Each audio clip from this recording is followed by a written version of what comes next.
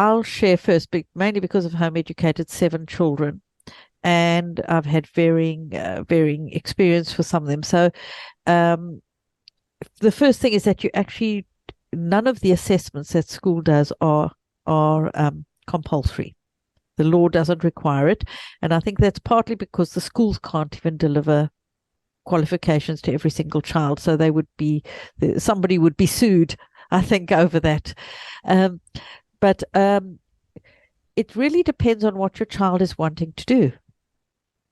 That's what it is. Is that certain things don't require qualifications that are of a GCSE nature. For example, ballet and piano music. Normally you have external exams. So first, they right away you've got some things that don't require that you follow a GCSE route.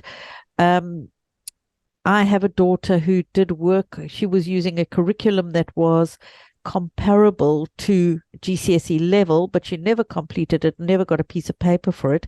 And the college, one of the local colleges, accepted her to do a BTEC level 3 extended without GCSEs.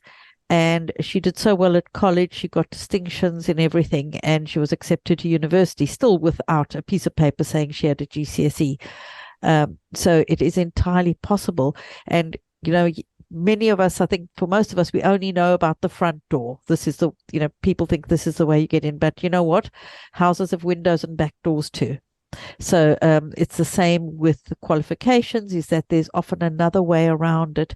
I have another child who also went to college without GCSEs at all. At the age of 16, he did a BTEC level 3, but they insisted he do an English and Maths GCSE while he was at college. On the strength of his portfolio, because he did a lot of things with Photoshop, sort of digital graphic design, that kind of thing. And on the strength of his portfolio, he went and did that. And he is now a web designer. He did do his Maths and English GCSEs at college alongside his BTEC level 3. So that is, just there's always a way. And the best thing to do is to talk to lots of other home educators and find out what they've done. So Alice, do you want to give a quick share on your experience?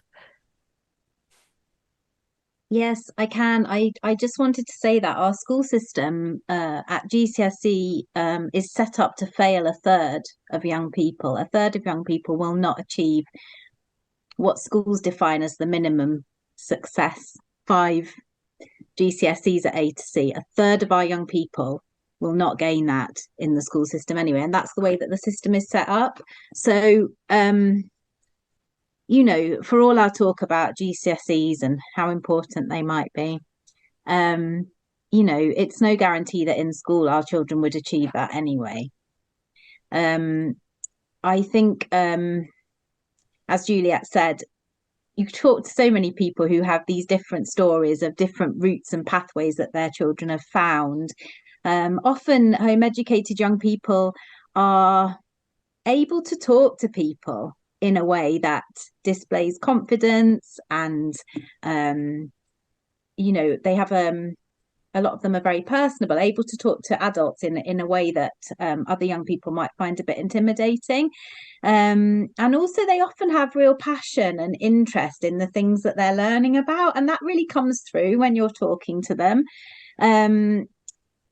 Yeah, you put a home ed child in an interview with a college tutor, and I've never seen a college turn anyone down. Any of the kids I've known that have gone for an interview. It's true that often their passion shines through, and their interest and their genuine engagement with what they want to pursue. And I think that colleges like that. Universities want young people who are intrinsically Yeah. motivated and are independent learners. So actually, we're giving them gold Yeah. in our young people. And also, Juliet, you mentioned like the power of a good portfolio. And I think like increasingly there's a lot to be said for the portfolio, and that employers are really interested in what young people bring beyond just Yeah. certificates and grades. Yes. Just to give What? an example of my eldest son Elias, he's an engineer. So we're not even just talking about creative subjects, but he got his apprenticeship, his engineering apprenticeship, on the back of a portfolio. A lot of practical, project-based, tangible things that he'd done with engineering that stood out. I So think what I wanted to say is that actually you can't go empty-handed. Give them something to work with. So as long as you go with something, because I saw from my own experience going into a college with my kids to apply at a college, and the admission staff, they were really keen to help, but they need you to give us something that we can at least justify, what that we're bringing you in, and it is sometimes you do have to get a little creative and think out of the box. I've used their college system quite a lot, and I set a lot of store by this sort of BTEC level 3 extended, because a child can get into university with that. But it really depends on where you want to go. If university isn't something that they're bothered about, I've got a daughter with a childcare qualification which she hasn't used since. She works in admin and sales. And she's never been without work a day in her life since she finished. So, there's so many different pathways. Molly, what's your experience been? Yeah, we had one of our sons just loved, was quite academic and absolutely loved. He decided what GCSEs he wanted to do, and he kind of did them by himself really, and he did really very well. And then went into college and did A levels, physics, maths, and further maths A level. So he did a more traditional route, but he absolutely wanted to do them. He chose his GCSE subjects and he wanted to do them. So that was great. And the second one, who's very dyslexic, I'd go with BTEC as well. He did do a couple of GCSE at home, but I really, retrospectively, I don't think I'd have bothered. Although he said he's glad he did them.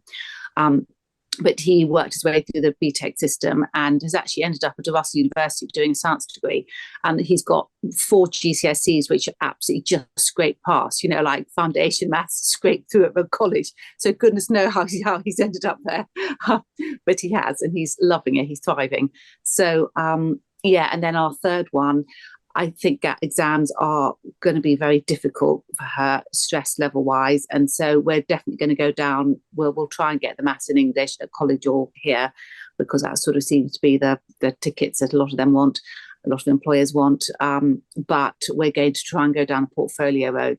And actually, since kind of all the lockdowns, actually, I have noticed with home educated children, certainly in our area, that colleges are more and more accepting portfolios rather than exams. So, if they can, if a child can show that they've done, X, Y, and Z, and they followed, show they just produce some work, then actually colleges are accepting them without GCSEs, and that's for A levels as well, actually. So there are other ways. Yeah. And one of the gifts we give our children actually with home education is the gift of time to explore their passions and interests, so they can build up a real solid body of experience and work. So we choose different routes, and I do want to also mention is that in terms of GCSEs, it used to be much harder to access exams than what it is now. Now it is quite straightforward to access an exam center. It does unfortunately cost quite a bit of money, but it is entirely doable, and you can plan for those. Leah, I want to bring you in. You've had a couple of different pathways too. Yeah. So we're in round 3 of year 11 and 12, and I just want to say one thing about the interview thing. It's interesting. I think it honors the child to make sure that they're prepared. So whether that is, so we say to our kids, I think communication is really important. So we say to them, GCSEs don't define, they're not part of your identity. They don't define who you are, what you're capable of. They are merely a ticket to move on. So wherever you live, it's ideal to, people might be watching from all over the world, but it's ideal to find out like Molly said just then, employers are asking for maths and English, so it's probably, if they can do it, it's helpful. And so we say to ours, it's just a ticket, it's just a next step. And like Alice was saying, you generally need 4 or 5, that's it. 4. Some of the courses we're exploring, high level courses for Micah for what he wants to do, they want 4 GCSEs. He's already got one from doing one at home. I'm like, it almost feels like a low expectation of young people. But actually, if they can we almost like, it's like lifting them into the next phase and them knowing what they want to do. So we've taken our ethos in our family is each child's an individual, and we want to bring them into the conversation as soon as they can. So similar to what Alice's boys did. In fact, my Joel was like, I want to do what the Kamasi boys do. So Joel was like, I want to go to this particular engineering school, and my elder daughter ended up going there as well to do GCSEs. It was a brilliant move for her, not a brilliant move for him. And I mean, Alice and I have talked at length about this. We've probably cried, haven't it? Actually, we're like, whoa. But let me tell you, the outcome is that my second born was doing GCSEs during COVID. Other people might have experienced that. And he got his engineering qualifications, but didn't get any GCSEs. And my eldest did great. She went on to sixth form but he has thrived. And like Juliet was just saying about the whole interview thing and the personal skills, goodness me. I'll just tell you his name because I'm talking about him. But Joel, he is an apprentice electrician, and he is just doing absolutely fantastic. And when he went in at 16, and the people he was working with kept saying to him, "How old are you?" They didn't believe he was 16 because he was able to talk with clients, and he shook their hand and looked them in the eye. And they had never met an apprentice who could actually, and I know your boys have been the same, Alice, that they'd never met an apprentice who actually could carry out a conversation with an adult. Now, to me, that is worth its weight in gold, never mind GCSEs. Now, he had to do retakes. He's worked hard. He's got to where he is. So, yeah, we're currently on 3rd round, and we're doing this hybrid situation, some at home.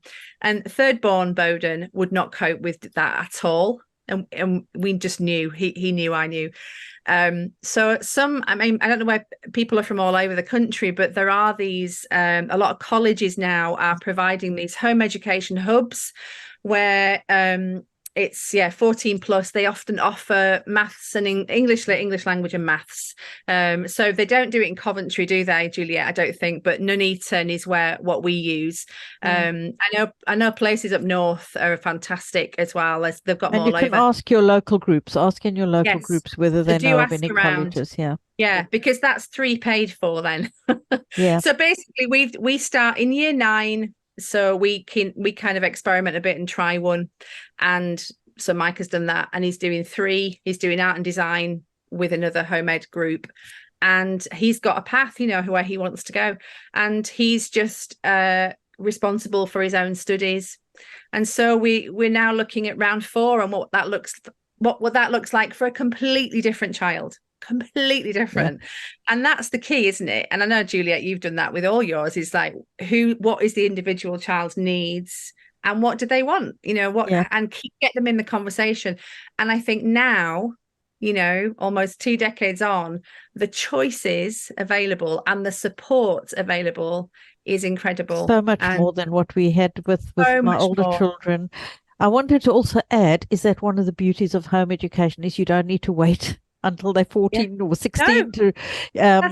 My youngest son did his first GCSE at the age of 13, but I know of a lot of kids who've done it younger and done really well. And you can spread them out, so you don't have to do them all in one go. That's right. Yeah, Alice, what do you want to add? Yeah, and also just to say that they don't have to be done by the time you're 16. I could go and do GCSE now if I wanted to. You can do GCSE anytime. You could go to university later. This timeline that school seems to push people into is not, fix that. Yeah, I think I just think it's really just important to understand that there's different ways, and it's good to talk to lots of people, and also to empower your child to make the decisions for themselves, because a child who's made that decision for themselves will be more motivated. And also, it's not a sprint, it's a marathon. Nobody says they have to have them by a certain age. So if you need to allow your child that time to overcome any trauma that they've experienced and just totally decompress after school, there's other things that they can do which will also be valuable. And I have to mention the entrepreneurial route.